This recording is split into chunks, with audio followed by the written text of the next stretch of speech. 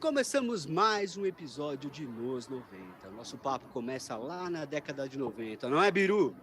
Sim, você que tem essa faixinha com glitter em casa, você vai se sentir muito representado hoje. Na década de 90, mas é importante ressaltar que o nosso convidado cresceu na década de 90, mas ele foi moldado assim como a gente, e ele é preparador vocal de todo mundo, dos amigos, o currículo dele, o Instagram dele é um portfólio ali, ó. E um trabalho dele que eu amo foi o quê? A turnê Nossa História. Você que é Sandy Júnior, como eu, vai ficar muito doido nesse episódio. Muito obrigado, seja muito bem-vindo, Fausto Caetano. E aí, Muito pessoal, brigadaço pelo convite, me sinto honrado estar aqui com vocês, né? E, cara, eu adorei esse Mário, esse Luigi aí, rapaz. Você viu? É um... Olha aí. Ele Cara, acende, ó. falar em anos 90, gente, que isso, cara? Caro, hein? Só queria falar. Hein? Sensacional, eu quero nesse. E tem um DeLorean aí também, né? Cara, Tem, é o filme da vida. Dos anos 80. Bom, você ali, então, cresceu ali nos anos 90, né? Já tem essa referência de Mário. Como que foi ali os anos 90 para você? Gente, eu acho que foi a melhor fase da vida, né, cara? Eu nasci em 86, né? A gente estava assim, o Brasil saindo de uma crise política, aquela coisa toda, né? No início dos anos 90 também nós tivemos outra ali, mas a minha infância, cara, foi basicamente música e arte marcial. Olha só. Foi aquela coisa assim, né? Eu cresci ali, né? Educado ali nos moldes de Led Zeppelin, Aerosmith, AC/DC, né? Que era o que se escutava em casa, né? Legião Urbana, Mamonas Assassinas, né, cara? Sandy Júnior também, poxa, não faltou, né? Sandy Júnior, né, Biru? Muito. E nos finais de semana, né? Era encontro da família com churrasco, Chitãozinho Chororó e Zezé de Camargo, né? E assistindo o show dos amigos, né, Biru, também. É o que eu queria falar agora. Então, assim, era o que a família cantava, era o que a família escutava, né?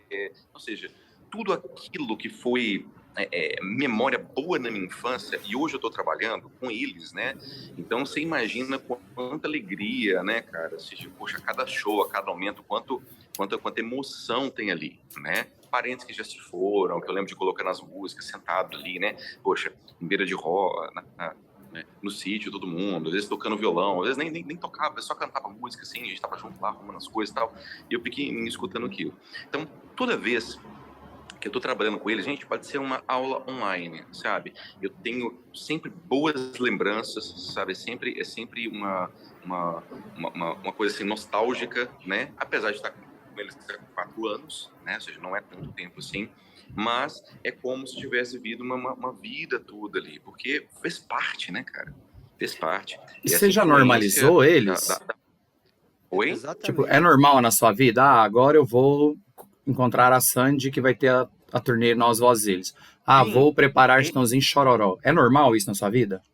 Bem, é estranho falar assim em termos de normalidade, porque, ou seja, tem aquela mentalidade do fã e tem a mentalidade do profissional.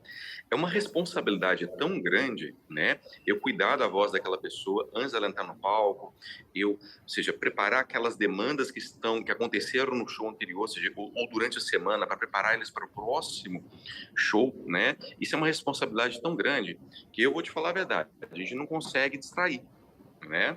E uma coisa que eu gosto muito, aprendo muito com o Chororó não joga a conversa fora, né? Ele chega, oi, tudo bem? Tal coisa assim, opa, demanda essa, tal, aquela coisa, e a gente já vai para cima do trabalho. Eu aprendo muito com ele, sabe? É uma pessoa extremamente profissional, sabe de tudo, sabe? Observa tudo, nos mínimos detalhes, assim, e foi até uma mesma equipe. Foi até uma declaração do, se eu não me engano, acho que foi o Leonardo. Agora eu não lembro o programa, se foi na conversa com o Bial, alguma coisa assim, que ele falou, olha, o Chororó, ele entra já, ele já entra e sai já querendo, falou, acabou o show, fez o que fez, já vai para casa, né? Ele até brinca que eu tenho muito amor em casa, e ele é bem isso que você falou, né? Ele é objetivo, fez o show, bora, né? cumprir. a gente pode até falar assim, né? Existe um padrão de qualidade. Padrão de qualidade de Chororó é altíssimo, né? Caramba, Ele é, muito alto. Muito alto. ele é muito criterioso em escolher as pessoas que trabalham com ele, né? A toda a equipe, gente, é uma equipe maravilhosa, é sério. Desde a pessoa que monta o palco, desde da pessoa da produção, o pessoal da mesa, todos os músicos, pessoal, é escolhido a dedo, sabe? E são pessoas extremamente educadas, extremamente profissionais, sabe? Eu gosto muito de conviver com eles, eu gosto muito de conversar com eles. Eu tenho admiração por toda a equipe, sabe? Até mesmo o pessoal do financeiro, todo mundo, galera.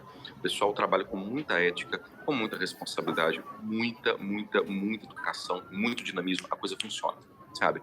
É o camarim mais tranquilo que eu já vi, sabe? As coisas funcionam no horário, tudo ali certinho, né? Então, ou seja, não dá margem para atraso, não dá margem de nada, né?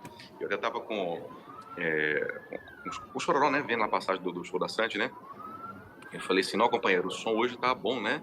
Ele falou, companheiro, não é o som não, é quem tá atrás da mesa ali, ó, sabe? A visão do cara pro humano, sabe? Pra pessoa, sabe? Então, ou seja, como é que ele tem ciência do valor do profissional que trabalha ele, mais que equipamento, mais que tudo. Não, cara, é aquele profissional ali, aquele cara ali consegue tirar água de pedra, sabe? Essa visão. Eu vi uma entrevista dele que ele fala que primeiro ele procura caráter, depois ele procura músico, preparador e operador. É muito interessante. Mas eu queria falar sobre o seu trabalho, Fausto. Por exemplo, você tem noção que você é responsável pela voz do cara que tem que fazer 30 segundos de galopeira? Isso pesa na sua vida? Quando ele dá o grande lá, você fala, sou bom, consegui, check. É isso aí, companheiro. Sim, cara. Pessoal, quando, né, ele nos conheceu, né, ou seja, eu fui lá na turnê, né, do Nossa História, a Noeli falando, olha, você tem que conhecer os caras, né, falar de mim e do Felipe, né, o Felipe também é um cara que é sensacional para vocês trazerem aqui depois, né, é um cara incrível, tem um conhecimento fantástico, né, não é só porque é meu parceiro de trabalho, né, ou seja, companheiro aí nessa estrada da música desde 2012, 10 anos já, gente, né? Pois é. Mas, assim, eu também sou muito criterioso das pessoas que eu escolho para trabalhar, sabe? Eu sou também de muito caráter. E, né, abração aí, viu, Felipe? Mas aí, então, quando, né, assim, a gente começou a trabalhar com ele, né, então você já estava naquela onda, assim, poxa, nos preparativos para a turnê Sandy Júnior, né? Para a turnê Sandy Júnior. Então, eu já tinha caído a ficha, olha, uma pessoa que nós temos que ali abarcar todas as possibilidades para poder garantir, né, o sucesso deles ali no palco. Né, o Chororó fez uma maratona de shows esses dias, a gente foi muitos shows, sabe? Show no meio de semana, show final de semana, um show atrás do outro. Tá na preparação aqui com uma Nova York, teve Covid, né, gente? Teve um show do Amigos que ele não pôde participar. Exatamente, desculpa. Eu ia desse show, ia ser o show aqui no Allianz Parque, eu moro aqui próximo. E aí teve o problema com... Bem nesse show que eu ia, ele não poderia por conta do Covid, né? Pois é. Mas esse ingresso vai valer pro próximo show aí dos Amigos. Teve com o Edson, né? Mas, assim, é porque... Puto, o cara, né? O cara é 50 anos, cara, né? 50 anos de carreira. É o cara, né? Gente, aí você fica imaginando, né? O Marcelo Modesto comentou assim, cara... que eu me lembre, acho que nesses anos todos, acho que ele só não foi no show 2 vezes, sabe? Entende? Aí você encontra uma pessoa que fala, né, ou seja, no caso ele fala assim, cara, eu não gosto de cantar, eu gosto de fazer show, e realmente faz. Então, se você compra o ingresso para ir num show de Chitãozinho e Chororó, vocês podem ter certeza que vocês fizeram um belíssimo investimento, porque vocês não vão ver nada de mais ou menos, sabe? O show é impecável em todos os sentidos. Maravilhoso. Você comentou da turnê Nossa História, e não sei se eu já comentei, mas eu gosto muito da turnê Nossa História. Eu até, no documentário, comenta como foi toda a preparação. Eu fui em Curitiba, tomei 3 horas de chuva. Muita chuva. Nossa, eu nunca... sério, eu não enxergava um palmo da minha frente na fila, assim, de tanta chuva forte. E teve o problema que no último dia, no dia da gravação do DVD, inclusive, a Sandy estava com algum vírus, eu esqueci, rotavírus? Acho que era isso mesmo. Acho Algum que vírus sim. aí. Ou seja, a sua responsabilidade era muito grande. O que passou na sua Sim. cabeça? Bem, teve um médico que atendeu ela, né? Gente, perdão, me fugiu o nome do médico agora. Mas fez um trabalho excelente, né? Cuidou muito bem dela, né? Então, assim, quando o cantor tem, né, ou seja, uma responsabilidade assim, muito grande e acaba ficando doente, nós temos que começar a cercar as possibilidades. O que o cantor consegue emitir, o que não consegue, né? Mas, apesar dela, né, assim, ter ficado um pouco mais fraca, não passou ali não participou da passagem de som, ela ainda conseguiu entregar talvez um dos melhores shows da turnê, né? Que inclusive acho que foi o show que foi gravado, Foi. né? Que foi o show que foi gravado. A Sandy é muito consciente do que faz, extremamente focada, né? Então, naquele momento, a gente foi ali, ó, vamos focar em toda a técnica que já treinamos, toda a técnica que você já adquiriu ao longo da carreira, né? Mas aí mapeamos tudo que funcionaria, vimos que estava funcionando praticamente tudo. Ok, se atenta a isso aqui. Então, se você for observar nesse show, foi a melhor dicção, afinação tá, assim, perfeitíssima, sabe? Tá tudo no lugar, né? Ou seja, a pessoa, quando está preparada para aquilo que ela vai fazer, preparada, a preocupação é muito menor, sabe? E não foi uma coisa assim, não é uma preparação imediata, ela já vinha preparando, a gente já vinha preparando toda a resistência, toda a técnica, toda a adequação, né, ali antes, né? Ou seja, olha a responsabilidade da dupla com o público, né? Poxa, o Júnior dançou com o pé quebrado. Foi muito perrengue. No documentário isso fica muito claro, né? Tipo, teve muito perrengue até de estrutura nos Estados Unidos, umas coisas assim. Ele travou, Daniel? Né? Foi. Ah, não, tá Então, normal. então aí que vocês pensam, né? Olha, como que a pessoa está preparada para fazer aquilo? Né? Então, ou seja, o tempo de estudo, o tempo de dedicação, o tempo de elaboração, né? Conhecimento de si mesmo, ali, da sua própria técnica, né? Então, ou seja, é uma responsabilidade muito grande. Então, quando acontece uma situação dessa, é claro que nos assusta, né? Mas me assustaria mais se não fosse uma pessoa tão responsável, mas ela é uma pessoa extremamente responsável, né? E tem, como eu falei, a gente tem uma equipe muito grande atrás de tudo. Cada um cuida de uma parte, né? Cuida de uma parte. Então, nesse ponto, assim, deu aquele frio na barriga? Deu sim, mas na hora que a gente viu que a voz ia funcionar, que a coisa ia funcionar mesmo como deveria, ficamos todo mundo tranquilo, foi sucesso. Isso aí. Eu ia até falar do Zezé de Camargo, que você falou pregas vocais, tudo. Surgiu muita coisa aqui até na imprensa que sim, tinha algum calo vocal, alguma coisa. Não, gente, olha só, não sei dizer, tá? Não, assim, Só para entender. O meu trabalho foi com o Zezé, ele foi mais assim, diminuir um pouquinho aquela tensão muscular, né, e tudo mais. Ele estava no período ali do show dos amigos e tal, mas tudo que ele falou na mídia é aquilo ali mesmo, né? As coisas são muito, assim, íntimas mesmo ali, dos artistas, a gente não fala, até mesmo por questão de ética. Claro. Por questão de ética, assim, né? Mas, gente, Zezé, assim, é um grande artista. É um grande artista. Às vezes as pessoas ficam olhando só a voz, mas todas as pessoas, elas têm outras coisas, né? Claro. Tem outros problemas de saúde, como eu também tenho outros problemas de saúde, vocês viram, né? Tanta coisa que eu falei de mim que interferiu meu canto, tudo mais, né? Mas hoje ele tá super bem, sabe? Tá lá divertindo, né? Tem uma família linda, né? Poxa, a filha dele cantou maravilhosamente bem, a Vanessa, né? Um dia aqui do show, gente, foi tão bonito, galera. As duas tão emocionadas lá, né? Se abraçando assim. Daniel não sabe que show que é. Deixa eu falar qual show que é. Qual que é, Daniel?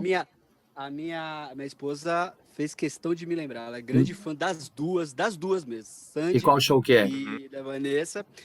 Biro, deixa que ele pode falar mais sobre isso. Foi show de ontem. E eu queria saber mais dos bastidores mesmo. Como que foi? Porque, poxa, filhas, né, de Zezé de Camargo, o Zezé de Camargo e Zezé de Camargo, Luciano e Chitãozinho Chororó, né? E Chitãozinho Chororó, vamos falar direito, né? Pois é, mas só terminando do Zezé, gente, o Zezé é um cara que me recomenda pra todo mundo, sabe? Tem um carinho enorme, sempre que me vê, para pra conversar, aquela coisa toda, né? Mas tem que jeitão dele, assim, Fausto, eu gosto de dar sozinho mesmo, tá fazendo exercício lá. Pô, eles quando chega, dá uma olhadinha, caralho, vamos treinar um pouquinho, a gente fala, pega e treina, mas é um cara muito independente, sabe? Ele gosta daquela liberdade dele, isso é muito bonito, né, gente? Isso Sim. também é um outro lado do artista, que artista gosta da liberdade, gosta de... Uma coisa que eu achei muito legal, cara, que o Zezé contou assim, isso também trouxe muita admiração por ele, tem um DVD que ele até cantou Queen, né? Olha só. Uma das coisas assim. Ele falou assim, Fausto, olha, eu pedi pra não corrigir nada da voz.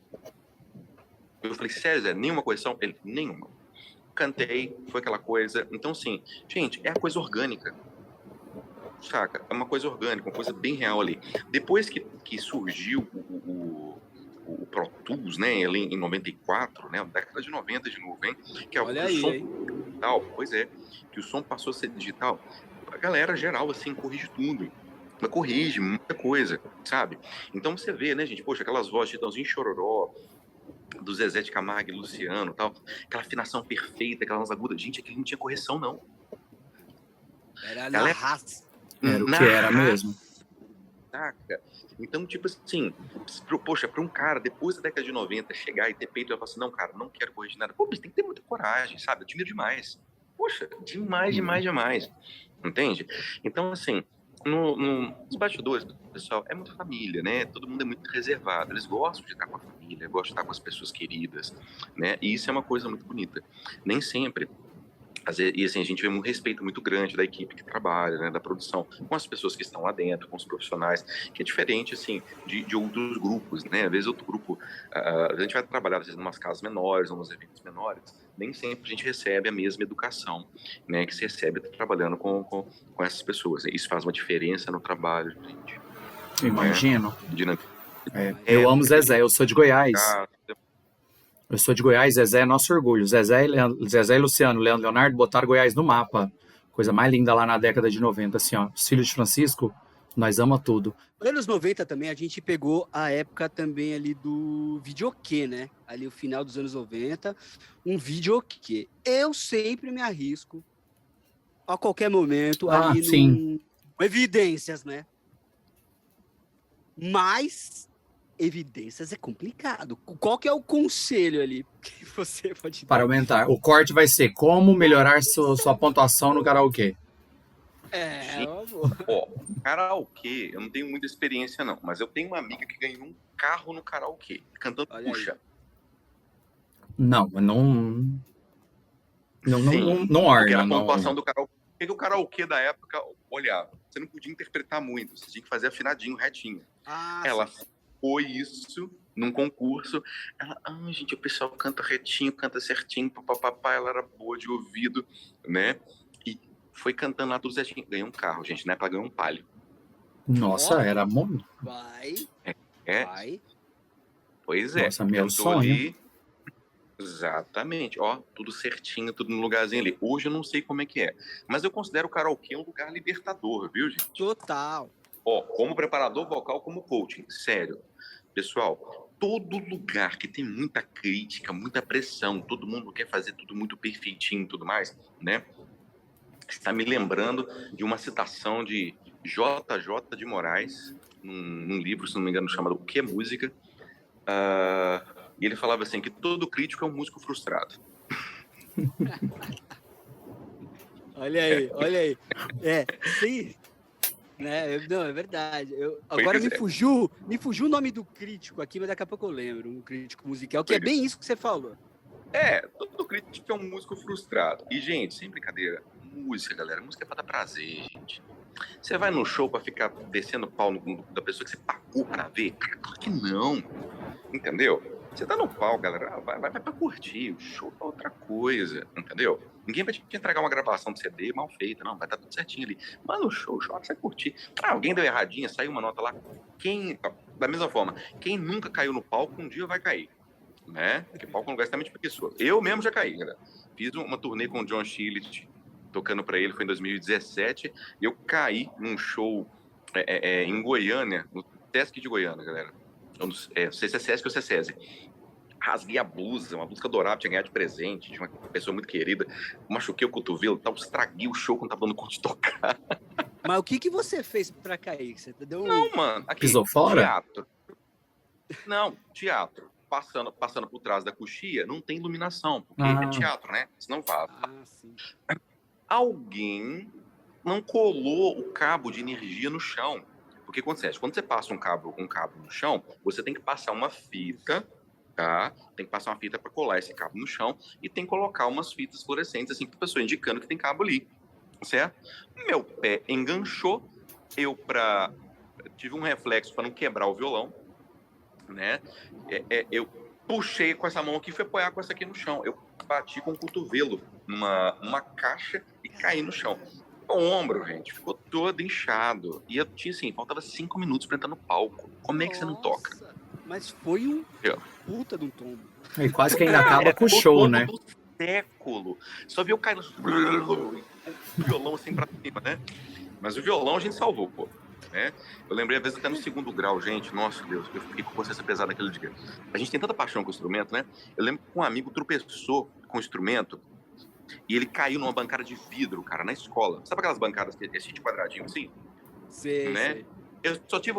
Cara, eu tinha 13, 14 anos. Eu tive o reflexo de segurar o violão dele. Eu segurei o violão e ele caiu na bancada. E o violão ficou na minha mão. A vida é feita de prioridades, né? Eu fiquei olhando pra cara dele, móvel assim, né? Tipo, eu falei, cara, não mexe, seu violão tá bem.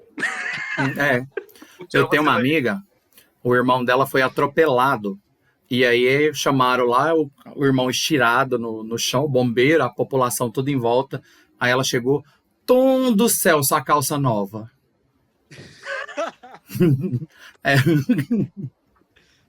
É você. Seu violão tá bem. O menino sem os dentes da frente. Seu violão eu salvei. Graças a Deus não teve nenhum corte, porque o negócio de vidro temperado, mas ele ficou cheio de furinho, assim, né? A gente ficou lá tirando furinho, mas participou, tudo normal. Mas foi mais ou menos por isso aí, gente, né? Mas, bem, a outra coisa, ou seja, além quem nunca caiu no palco um dia vai cair, cara, desafinar, sai uma notinha fora ali, uma coisinha, é uma coisa perfeitamente normal. Porque, gente, sem brincadeira, é muito bom quando a gente tá emocionado no palco. É bom. A gente não pode, como coach, como preparador, a gente não deixa o cantor ficar tão emocionado, né? Você precisa ser técnico, porque senão sai fora. Porque se você fica emocionado demais, sai, não tem jeito, né? Mas, assim, me impressionou, por exemplo, né? Poxa, a Sandy super emocionada, mas a afinação cravada. Aquilo ali é um ponto fora da curva, gente. Não tem condição. Sandy. Sabe? Não, Sandy.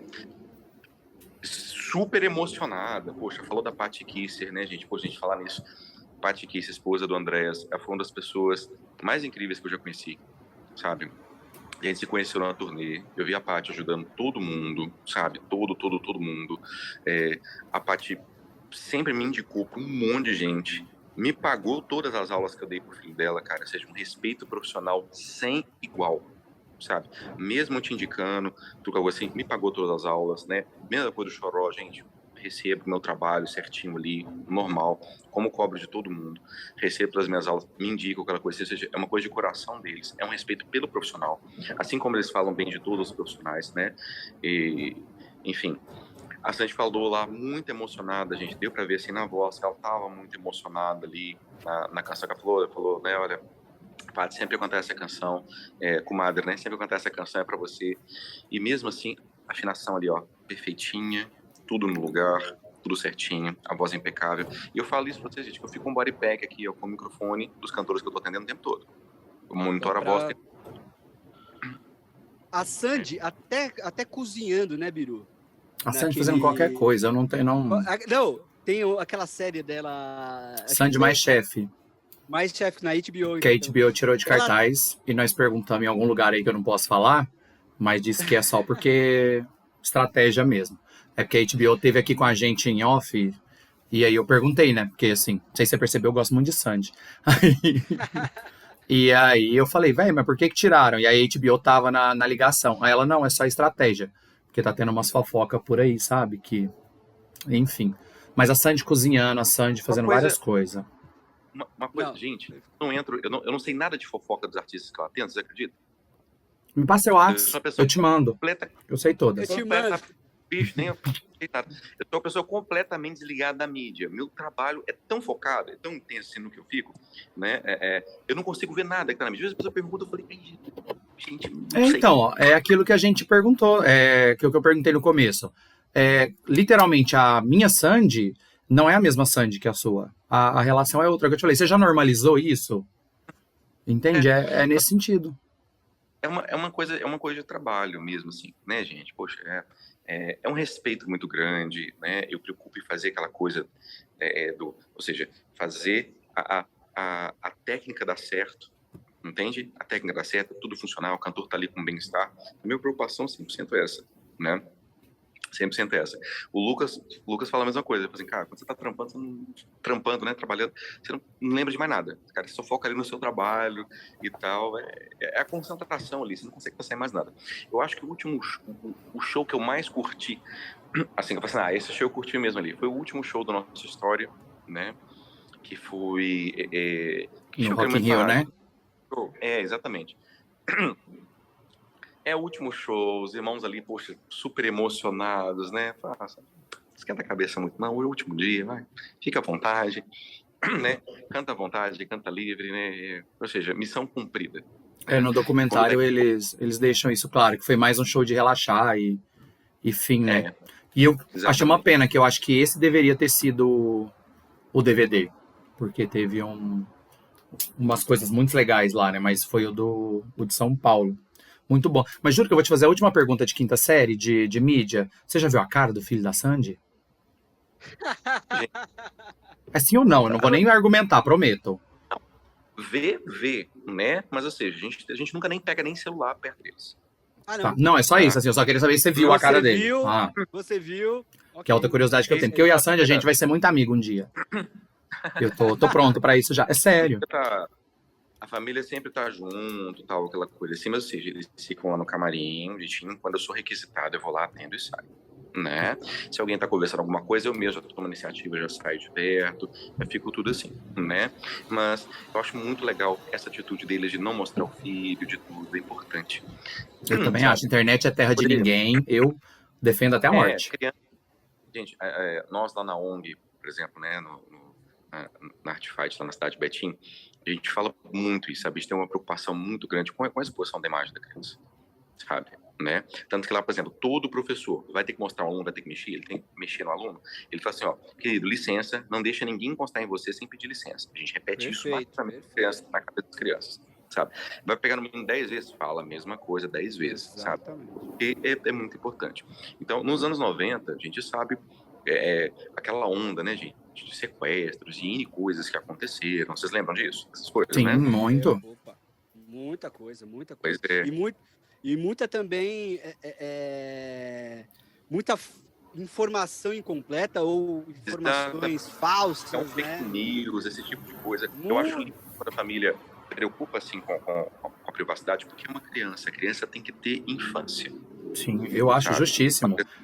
E tanto de filha de famoso que sofre hate no Twitter, tipo, a filha da Poca sofreu racismo, a filha até do Arthur Aguiar, sempre são essas notícias. O povo fica enchendo o saco só pra isso? Minha Sandy? Não. Tem gente que gosta muito de inventar coisas só pra conseguir mídia e tal, mas até preguiça, às vezes, de ler umas matérias. Eu gostaria de ler, mas não, você vê um título, uma coisa, na hora que você vai ler outra coisa completamente diferente. Eu acho que gente, tá faltando, sabe, as pessoas que escrevem, já que hoje nós temos uma independência, né, para escrever nas redes sociais, né, nós não podemos aí ser, né, com todo respeito aos jornalistas, né, mas nós podemos ali partilhar um pouquinho do que é ser um jornalista. Por exemplo, a gente tem iniciativa, igual, por exemplo, vocês têm aí, né, o seu podcast e tal, vocês tomam iniciativa, vocês colocam na rede, vocês são donos dos seus programas, vocês não precisam mais preocupar com uma rádio ou preocupar com uma TV, vocês podem fazer o que vocês quiserem, né? Então, acho que é uma boa oportunidade também para as pessoas começarem a refletir, poxa, cara, se eu posso fazer o que eu quero, poxa, que eu faça bem feito, e que eu fale a verdade, né? Sem machucar alguém, né? Sim. E especialmente, gente, quantas pessoas que amam um artista fazem coisas que podem machucar a imagem daquele artista, sendo que você ama tanto aquele artista. Não, verdade. Eu não. Total. Eu não. E trazendo para assim, para atualidade, sertanejos, como que você... Sertanejos não, na verdade, assim, vamos trazer assim, para o que você escuta nas rádios hoje em dia. Você diz que, e a gente percebe também muitos programas que fazem esses ajustes vocais, né? A gente escuta muito isso aí nas rádios, tudo. Como que você vê esse cenário hoje em dia? E isso eu digo para tudo, funk, sertanejo, tudo que tá tocando nesse comercial. Como que você vê? Bem, antigamente, uma pessoa, para poder fazer uma apresentação musical, ela viajava de um país para o outro de navio, ficava ali semana no navio descansando, chegava lá, fazia um concerto e pegava estrada de novo, mais navio, ia para outro lugar. Depois vieram aí os aviões, né? Então, né, shows, assim, a galera, quando fala dos aviões, é que não que o avião vem depois do navio, não é isso que eu quero dizer. Quer dizer, o Elvis pousava no aeroporto, descia do avião, subia no palco, fazia um show, entrava no avião e ia para outro lugar. Aí você começa a ver um problema acontecendo. Por exemplo, na época, Elvis, para dar conta de fazer 3 shows por dia, que era o que o empresário dele colocava, ele começou a usar droga, ele começou a fazer um montão de coisas, ou seja, o próprio empresário que dava, né? Mas, gente, eu tô doido para ver o filme do Elvis, não consegui ver até hoje. Todo mundo fala que é muito bom. Poxa, gente, eu tô doido para ver esse filme, tem que dar um jeitinho de ver, não tem, e o tempo, né? Mas, bem, então, a gente pode ver que isso, por exemplo, acarretou numa depressão, em problemas de saúde que levou ele a óbito, no final das contas, né? Hoje, os músicos, nós temos uma ciência muito grande em torno da saúde, uma preocupação com o artista, certo? O artista consegue fazer muitos shows? Sim, mas ele tem à disposição dele um aparato de conhecimento técnico vocal, um aparato de conhecimento fonoaudiológico, que é para reabilitação, um aparato aí de equipamentos e conhecimento dentro da otorrinolaringologia, de visualização e de tratamentos da própria medicina, né? Ou seja, como um todo. E então, assim, nós conseguimos fazer um cantor cantar mais vezes, chegar ao ponto aí de fazer, sei lá, cantores. Eu tenho um cantor, por exemplo, que já fez 31 shows em um mês. Ou foi 28 dias, uma coisa assim, que foi o Lenny J, né? Lenny J, na minha opinião, gente, não é só porque é o meu aluno, não. Na minha opinião, é o maior intérprete de Michael Jackson que eu já vi no mundo, sabe? Lenny tem um cuidado, cara. A gente já ficou, né, conversando com o Lenny e a gente trabalhando lá nas coisas assim, o Lenny gravando, me mostrando e fazendo aquela coisa toda. Chegou a ficar 4 horas numa frase. Você escuta ele cantando, você escuta o Michael, você fala assim, hã? A própria Latoya Jackson chegou, que é irmã do Michael, né, no México, tinha um show dele no México, e ela foi atrás dele e falou assim, nossa, teve alguns momentos que eu pensei que fosse meu irmão que tava no palco, se abraçar, chorar. Pô, cara, um negócio incrível. Né? Então, bem, quando eu conheci o Lenny receitou um emprego em Las Vegas porque tinha que cantar 5 vezes por semana. Hoje ele faz 8 shows, receita dupla 4 vezes por semana, entende? Então, a gente pensa assim, poxa, né, a galera tá indo pro palco, né, poxa, às vezes a qualidade vocal não tá muito grande no show. Se eles fossem, assim, se muitos cantores abrissem mão, né, ou seja, do pós-show, que é uma noite, aquela coisa, como o Chororó faz, né? Evitar bebida alcoólica, evitar fumar, né? Ou seja, ter um cuidado ali de poupar a voz. Antes, a qualidade dos shows ao vivo, né? Dessa galera seria muito maior, né? Mas bebida gelada também, ô Fausto? Oi? É bebida gelada também, além de... Gente, o gelo é um mito, sabe? Tá. É um mito, assim. Eu tomo açaí, tô tranquilo, não me faz mal. Tá? Não faz mal. Inclusive, tem tratamentos que eu chamo de crioterapia e termoterapia, que são aplicados na terapia vocal, né? Para pós-show. Tá muito cansado, você usa gelo na laringe, né? Mas não sai tacando gelo na laringe, não, viu, gente? Sim. Tem toda uma técnica, tem todo um tempo, tem um local que você pode colocar, tem. Por fora ou por dentro? Em silêncio. Oi? É por tipo, fora. Chupa gelo ou coloca o gelo aqui fora? Na laringe mesmo, chama crioterapia.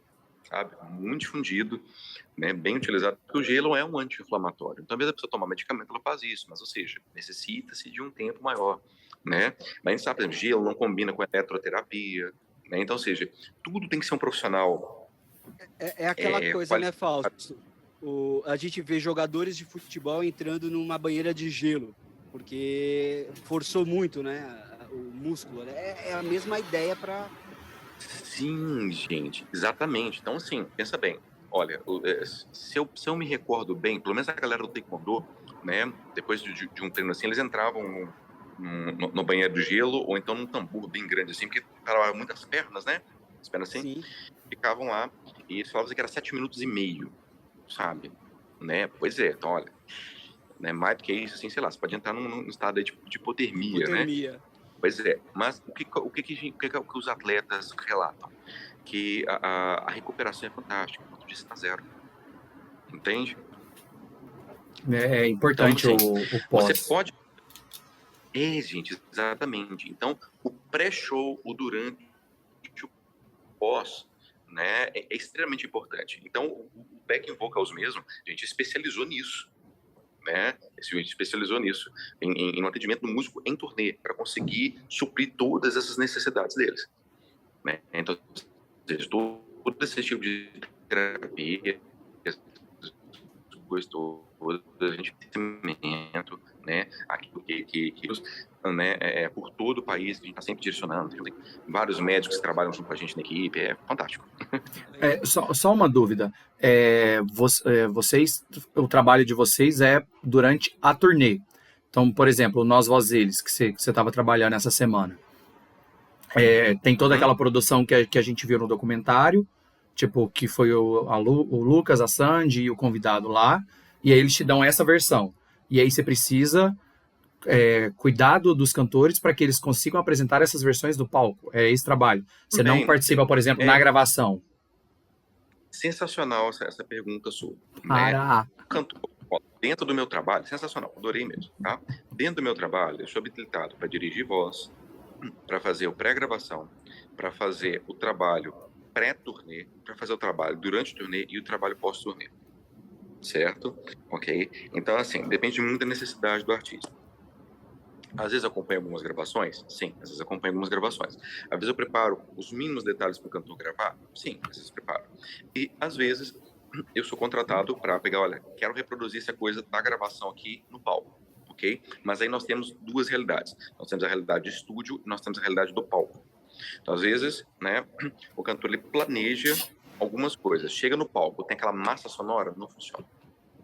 Entendeu? Então, algumas sonoridades que é muito interessante isso, né? Porque tem algumas sonoridades que a gente consegue fazer ali naquele microfone condensador no estúdio, que é aquele silêncio, aquela coisa toda, ela funciona super bem, sabe? Você pode parar. Então, ou seja, é um trabalho é uma obra concreta, sabe? Né? É uma obra concreta, gravou, pronto, é aquilo. No palco, o grande lance do palco é ser diferente do CD. Então é bom que ele tenha alguma coisa ali nova, sabe? Alguma coisa inusitada. Porque senão, poxa, parece que eu tô ouvindo um CD, né? Parece que alguém chegou lá, tá todo mundo dublando e botou um CD lá para ouvir. Não, o palco tem que trazer umas coisas novas. Então por isso nós temos elementos visuais, né? Nós temos os elementos pirotécnicos, né? Tem shows, tem apresentações que as pessoas usam cheiros, usam perfumes. Então, ou seja, são sentidos, outros sentidos são explorados ali.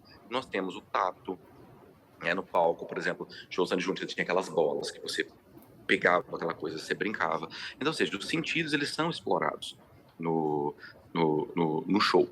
Então, quando a gente vai para o palco, é uma realidade um pouco diferente. Por quê? No palco você tem o quesito de emoção, você não pode parar, é o show inteiro.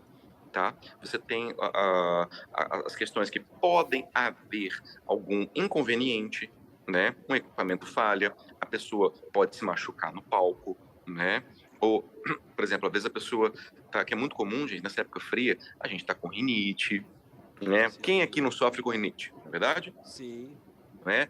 Você tá dormindo numa cama que não é sua, você não dorme bem, às vezes você tem uma questão de estresse, acaba tendo um refluxo. Refluxo é considerado o mal do século, as coisas que mais fazem mal ali para os cantores, não é verdade? Então tem tudo isso. Então às vezes você chega lá, nossa, ontem a voz estava ótima. Cara, a alimentação não foi boa, ou a noite de sono não foi boa, no outro dia a voz não tá ok, né? Inclusive, esse nome aqui, Back in Vocals, né? Que também esse Vzinho aqui, né? Com os pezinhos, né? Que nós falou aqui. Muito bom. Ele foi batizado pelo manager do cantor Glenn Hughes. Nós atendemos o Glenn Hughes. Glenn Hughes foi vocalista do Deep Purple, né, baixista do Deep Purple, gravou com eles também cantando, já gravou um álbum Black Sabbath cantando também, né? Então, ou seja, é o The Voice of Rock. Cara, assim, acho que se não me engano ele é um pouquinho mais velho que o Chororó, a gente pode estar errado com isso, né? Pós-Covid, já viu, né? A cabeça não funciona direito, né? Mas, enfim, cantam as coisas incríveis, aqueles drives, aquelas notas extremamente agudas, sabe? Nota aguda que eu faço, assim, o cara faz brincando e tudo mais. Quando a equipe viu a gente trabalhando com coluna e trabalhando de voz, ele nos apelidou de back in vocals. Muito Né? bom. Olha, um E batismo não foi ali. qualquer padrinho, hein? Pô, não foi... Exatamente, que padrinho foi esse? Pois é, cara, foi um excelente padrinho, né? Nossa, muito. Então, assim, ele, né, eu entrei nesse assunto para falar o que acontece. E quando a produção me ligou, né, foi o produtor Eliel Vieira, parceiraço, pessoa muito querida. Inclusive, tem uma editora, gente, fantástica. Um dia faz uma entrevista com esse cara, viu? Vamos lá. É a Estética Torta.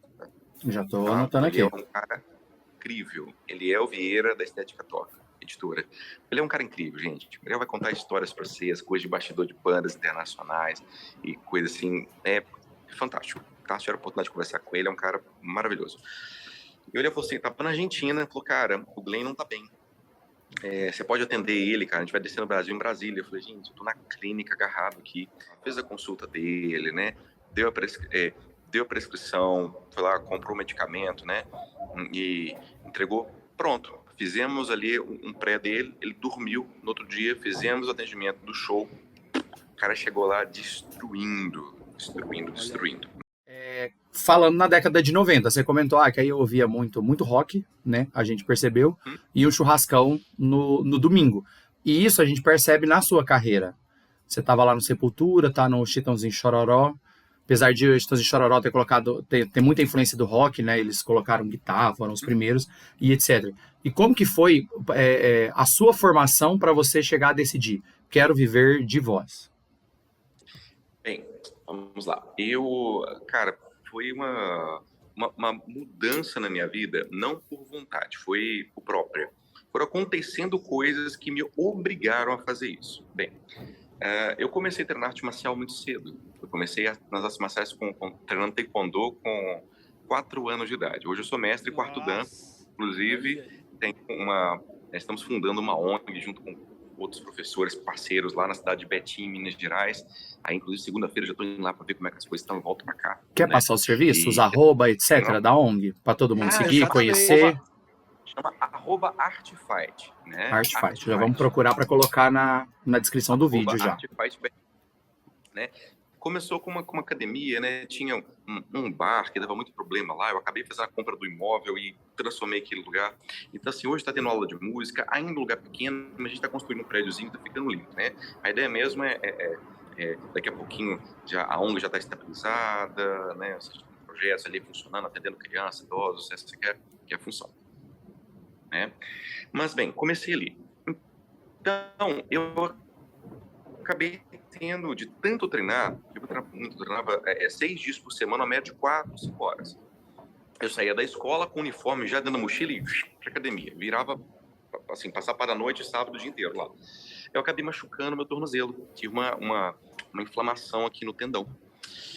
E eu não queria contar para os meus pais que aquilo estava acontecendo. E eu, assim, poxa, eu ia continuar treinando, porque tinha competição e tinha aquela coisa toda, só que a dor agravou muito. E o médico me proibiu de lutar. Na época, eu já estava meio que me interessando por arte, já estava assim, meio que enfiado ali na música, né? Já tocava guitarra, mas eu não cantava, eu era guitarrista, né? E eu, desde novo, todo mundo falava assim, cara, sua voz é muito grave, você não serve para cantar, né? Porque, poxa, todo mundo cantava agudo, né? Galera, Já chegava de manhã no bom dia. Já chegava, bom já... dia. Oi, tudo bem? Bom dia. Olá, tudo bem? Eu com 12 anos disputava com o William Bonner, saca?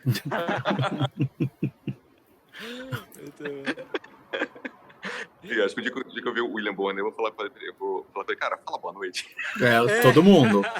Tipo, todo mundo. O Mion essa semana pediu pra ele falar boa noite. Virou até meme no Criança Esperança. Porque, tipo, todo mundo quer um boa noite do William Bonner, né?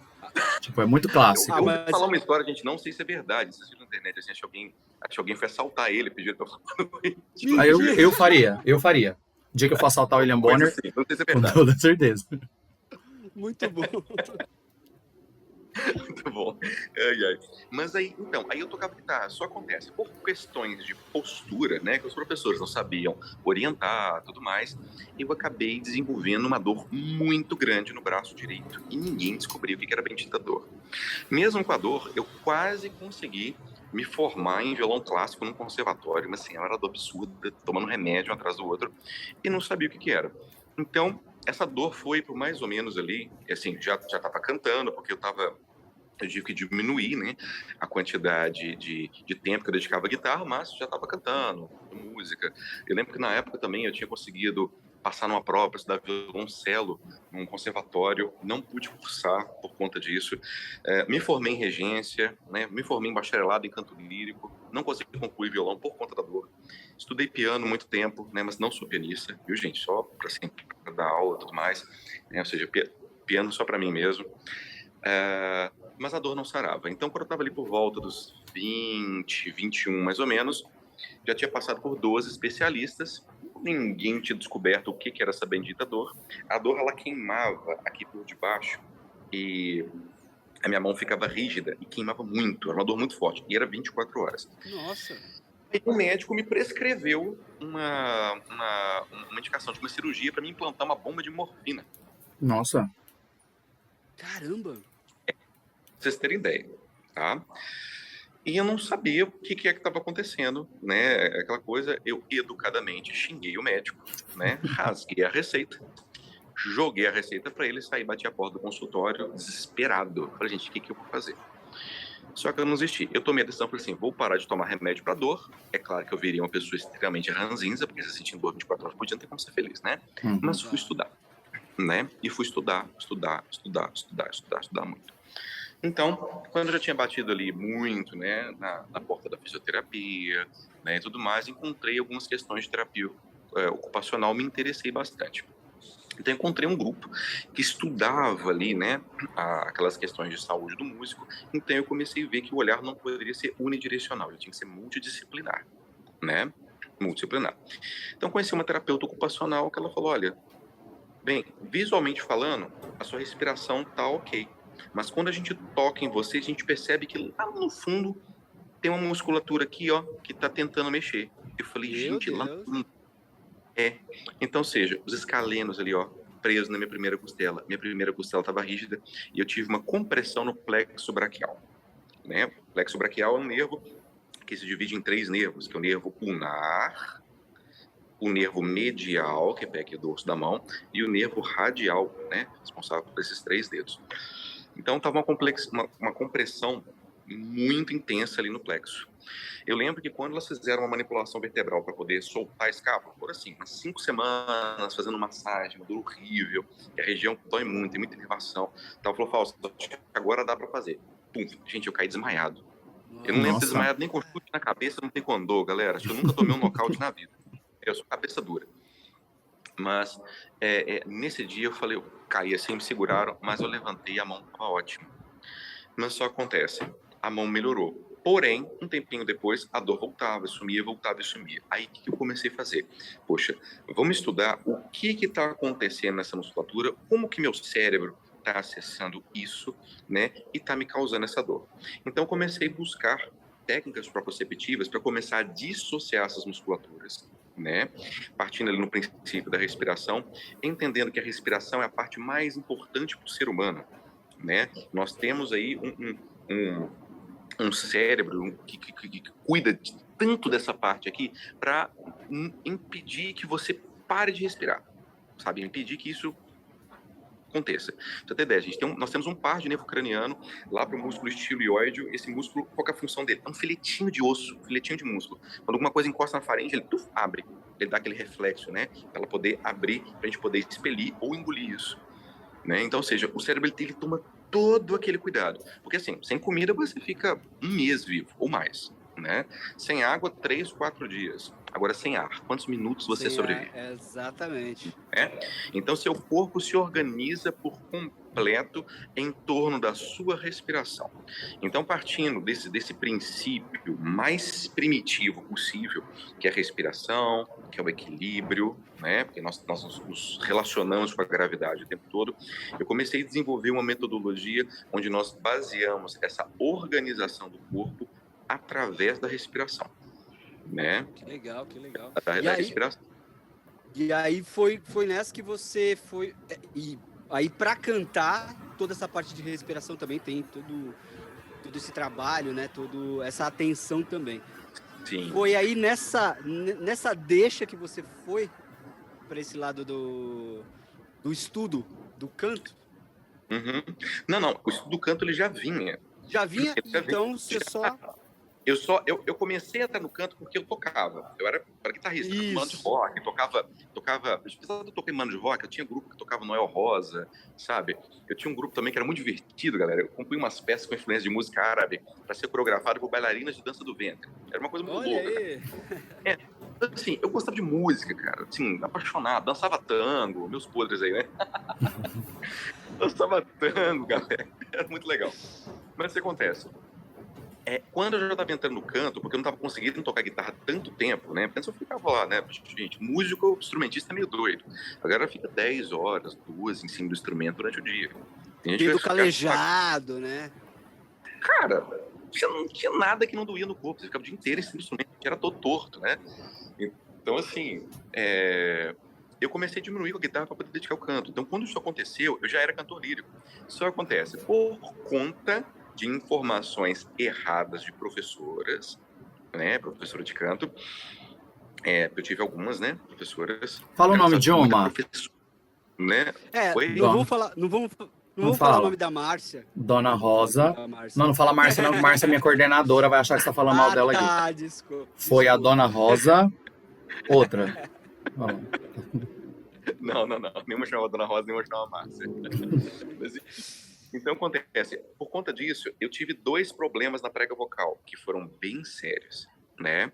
Eu tive atrofia de uma das pregas vocais por técnica de canto errada e tive uma vasodesinesia. O que acontece? O esforço faz um vaso sanguíneo crescer em cima da prega vocal. Então, moral da história, eu não conseguia mais subir. A nota mais aguda que eu conseguia cantar era um Dó 3. Assim, ou seja, um Mi3 com muito esforço. Mi3 foi a notação brasileira, né? Se for a notação americana, é Mi4, Dó 4. Então, assim, gente, minha vida acabou. Então, eu falei assim, cara, eu vou estudar e dar aula, porque senão eu não vou conseguir estar me envolvendo ali com música. Mas, moral da história, quando eu comecei a reprogramar meu corpo, utilizando esses princípios, né? Meu equilíbrio, utilizando ali a minha respiração, não é? Todos esses problemas apareceram, né? Então, hoje, eu toco o instrumento o dia inteiro, sabe? Eu faço meus quebramentos com a mão lá no taekwondo, lá, a gente empilha lá 5, 6 telhas e quebra, tá tudo certo, não tenho mais esse tipo de problema, canto tudo, minhas pregas vocais são perfeitamente simétricas, muito bem equilibradas, a vasodesinesia desapareceu. Então, assim, juntei tudo isso em um compêndio e comecei a ajudar outras pessoas, né? Pô, cara, o pessoal chegava para mim, cara, se você conseguiu se ajudar, me ajuda também. Então, chegou uma época, antes, né, de eu conhecer Sandy Júnior, eu estava atendendo uma média de... Gente, não, eu já cheguei a atender 76 cantores em uma semana. Nossa! Era gente demais. Então, hoje eu já tenho mais de 1.000 cantores atendidos presencialmente. Olha né, só! É um chãozinho. Deixa uma curiosidade. Assim, falamos de Sandy Júnior, falamos de Chitãozinho Chororó. Então, quais outros nomes aí que você pode falar, que você trabalhou um bom tempo, o trabalho que você fez? Olha, eu trabalhei, né, com os músicos do Angra, né? Legal. Já atendi, era coach vocal do André Matos, né? O André Matos faleceu no dia 8/6, né, de 2019, estava no meio da turnê. O André era pessoa, um dos gênios musicais. Né? Meu aniversário, nada a ver, mas eu vi aqui. Sério, saudoso André Matos, putz. Pois entendi ele. Já tive a oportunidade também de trabalhar com uma pessoa que tem uma voz linda, que é o Edu Falaschi, né? Trabalhamos com ele na gravação do DVD Temple of Shadows, né? Fiz atendimento dele lá, junto com o Felipe. Trabalhamos também ali com o Rafael tem por muito tempo. Inclusive, o Rafael voltou a fazer umas aulas recentemente. Nós atendi também o John Schillet, que é vocalista de uma banda chamada Petra, uma banda norte-americana, né, uns grandes músicos aí, né, do rock cristão. Michael Sweet também, que é vocalista de uma banda chamada Striper. Eu e o Felipe atendemos um dos músicos do Halloween, que também é uma banda de heavy metal. Sim. Já atendi a Tarja Turunen, que foi vocalista do Nightwish. Agora nós começamos a fazer atendimento do Eric Martin, do Mr. Big. Né, também estamos trabalhando online com ele, né, espero a gente poder se encontrar presencialmente um dia ainda, né? Comecei a atender recentemente o Jorge Versilo, pessoa queridíssima, gente, grande Amo, compositor. Jorge. Quero muito você aqui. Queremos você aqui, Jorge.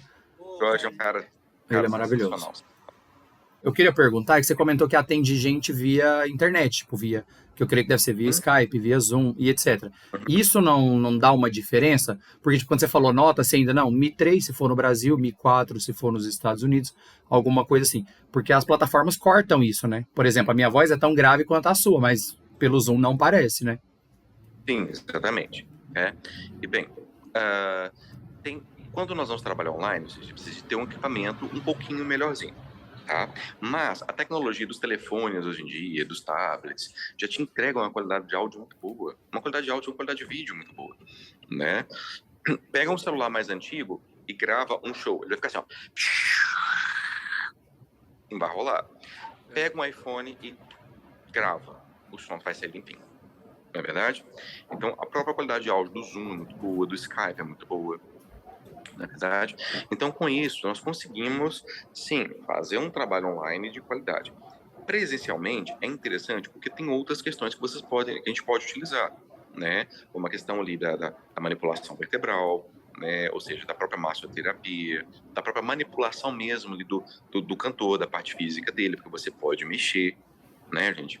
Então, assim, é um trabalho que a gente precisa ter esse contato ali com o cantor. Então, presencialmente, é diferente, realmente, em alguns pontos. Mas, online, nós conseguimos trabalhar de uma forma incrível e funciona muito bem.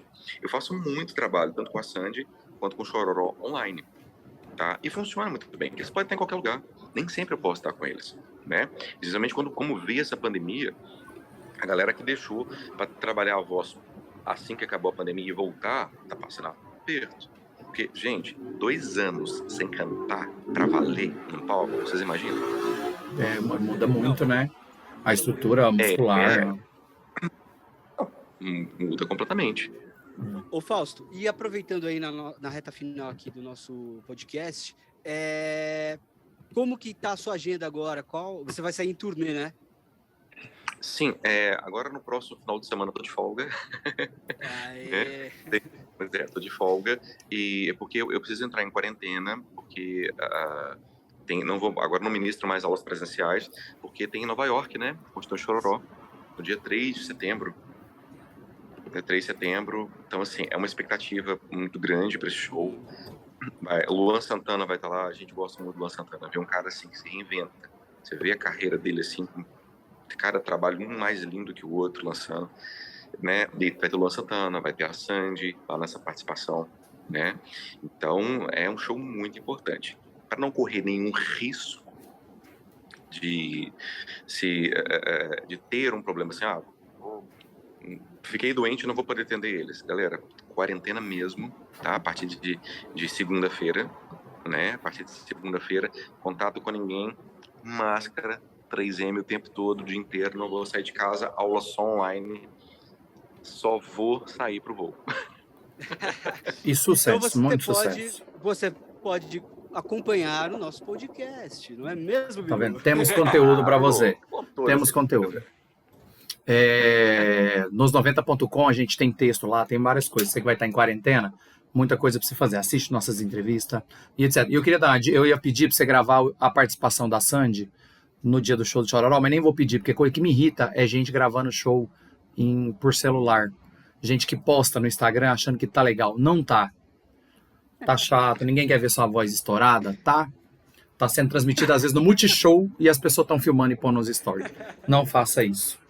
Mas muito obrigado, viu, Fausto? Desculpa qualquer coisa, Daniel, com essa falta de ética dele. A gente amou conversar com você. Você vê Sandy, fala que eu mandei um beijo. É verdade, verdade. O Anessa também. Obrigado, viu, Fausto? Obrigado mesmo. Eu que agradeço o convite, tá? De coração, né? Vocês têm um trabalho lindo aí, vou estar acompanhando, viu? Não, acompanha sim. Obrigado, Biru, e você que acompanhou até aqui. Muito obrigado também. Por hoje é só, pessoal. Fui! Até mais, tchau.